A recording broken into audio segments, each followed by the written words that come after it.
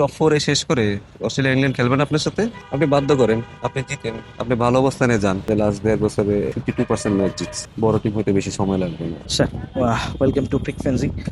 Sir, একটা লম্বা journey শেষে নতুন একটা অধ্যায় শুরু হচ্ছে। আপনার জার্নিটা কেমন ছিল? ওইভাবে তো আসলে চিন্তা করিনি। আমার মনে হয় যে একটা উইনিং কালচার বা উইনিং পরিবেশ একটা তৈরি হয়েছে, সেটা যখন সিরিয়াসলি যাতে ভালো ছেলেরা হাসি মুখে আছে সেটা দেখতে ভালো লাগে।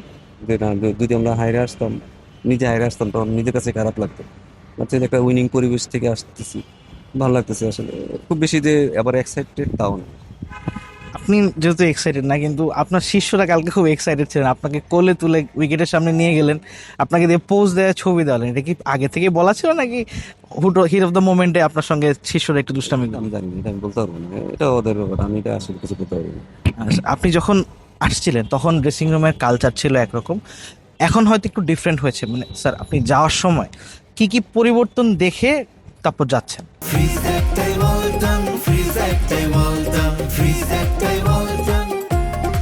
ম্যাচুরিটি, কমিউনিকেশন স্কিল, নিজের সিদ্ধান্ত নিজেদের নেওয়া, নিজেরাই লিডার হিসেবে গড়ে তোলা, এবং নিজের ইমোশনটা এক্সপ্রেস করা, ভালো হোক মন্দ হোক, এটা এক্সপ্রেস করবে, করার মতো যে ক্ষমতা, আমার মনে হয় এইগুলাই বেটার হয়েছে আগের চেয়ে, যেগুলো আসলে টিমের জন্য হেল্পফুল এবং একটা কালচার বিল্ড করার জন্য যা দরকার এগুলো একটা কিছু ধাপ, সেই ধাপগুলো তারা আমার মনে হয় যে খুব ভালোভাবে পালন করতেছে, এবং আস্তে আস্তে এগুলো মনে হয় আরো বেটার হবে, তখন আরো বেটার অবস্থায় যাবে।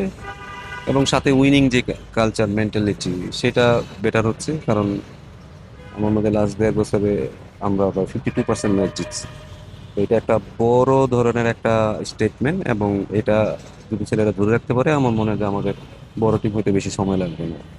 স্যার, আপনি কালচার চেঞ্জের কথা বলছিলেন। নাজমুল হোসেন শান্ত আমাকে একটা সাক্ষাৎকারে বলেছিলেন যে তিনি টেস্ট ক্রিকেটটাকে বা টেস্ট টিমটাকে আরও এক ধাপ এগিয়ে নিয়ে যেতে চান। তিনি সংবাদ সম্মেলনে বলেছেন যে সেরা 5 বা 6-এ থাকতে পারলে বাংলাদেশের জন্য খুব ভালো। এই মুহূর্তে আপনি যেহেতু নতুন একটা অ্যাসাইনমেন্টে যাচ্ছেন, আপনার চোখে যেহেতু সামনে সাউথ আফ্রিকা আছে, অস্ট্রেলিয়া যাব আমরা, কতখানি ইতিবাচক মনে হচ্ছে জিনিসটা অ্যাচিভ করার ক্ষেত্রে? আমার কাছে মনে হয় খুব একটা অসম্ভব কাজ হবে না, কারণ আমাদের হোমে 4টা টেস্ট আছে, সেখানে আমাদের, আমি মনে করি যে আমাদের টিম ভালো অবস্থায় থাকে এবং জেতার সম্ভাবনা থাকবে বেশি। বাইরে 4টা টেস্টের মধ্যে আমার মনে হয় না তারা যদি বেটার ক্রিকেট খেলে, বেটার মেন্টালিটি থাকে, আমার মনে হয় যে এখানে হয়তো 1-2টা টেস্ট ম্যাচ জেতা সম্ভব। তো আমার মনে হয় যে এটা খুব একটা কঠিন কাজ হবে না আমাদের প্লেয়ারদের জন্য। আমাদের প্লেয়ারদের একটা আক্ষেপ ছিল যে তারা ইংল্যান্ড অস্ট্রেলিয়াতে খেলতে পারে না বা খেলতে যাওয়ার সুযোগ হয় না। আমার যতজন টেস্ট ক্রিকেটারের সঙ্গে কথা হয়েছে তারা একটা কথাই বলেছেন যে আমরা অস্ট্রেলিয়াতে যাব, এটা আমাদের ক্যারিয়ারের one of the biggest achievement হতে পারে বা হচ্ছে। অস্ট্রেলিয়া সিরিজকে ঘিরে টিমের মধ্যে কি চিন্তা ভাবনা বা না, ওগুলো তো আমি বলতে পারবো না না, টিমের কি না, আমি চিন্তা। সেটা বলছি না। মানে অস্ট্রেলিয়া সিরিজটা নিয়ে প্লেয়াররা কতখানি এক্সাইটেড? এক্সাইটমেন্টের কিছু নাই, কোনো কিছুই এক্সাইটমেন্ট না। আমি যখন আয়ারল্যান্ডের সাথে খেলবো তার যে এক্সাইটমেন্ট থাকা উচিত, অস্ট্রেলিয়ার সাথে খেললেও তার সেম এক্সাইটমেন্ট থাকা উচিত, আমার মধ্যে এই মেন্টালিটি রাখা উচিত। আর আমাদের সাথে ইংল্যান্ড অস্ট্রেলিয়ার সাথে বেশি ম্যাচ খেলতে চাইবে, কারণ এটা বললে তো আর হবে না। তো এই টিম যদি টপ ফোরে শেষ করে অস্ট্রেলিয়া ইংল্যান্ড খেলবেন আপনার সাথে, বাধ্য তারা খেলতে, আপনি বাধ্য করেন, আপনি জিতেন, আপনি ভালো অবস্থানে যান, তখন অন্য টিম বাধ্য হবে আপনার সাথে খেলতে। তো আমার মনে হয় যে ওই অবস্থানে চিন্তা করলে আপনি তো, ওরা আমাদেরকে টেস্ট ম্যাচ দিবে, আমরা খেলবো। আমার মনে হয় ব্যাপারটা এইভাবে না দেখে ছেলেরা যদি চিন্তা করে যে না, আমরা ভালো অবস্থায় যাব, আমরা ভালো ক্রিকেট খেললে অন্য টিম আমাদের সাথে খেলতে আসবে। আমার মনে হয় এখন বাংলাদেশের যে অবস্থা, অন্য টিমরা বাংলাদেশের সাথে টেস্ট খেলতে খুব একটা মানে গড়িমসি করবে না, কারণ আমরা ভালো খেলতেছি।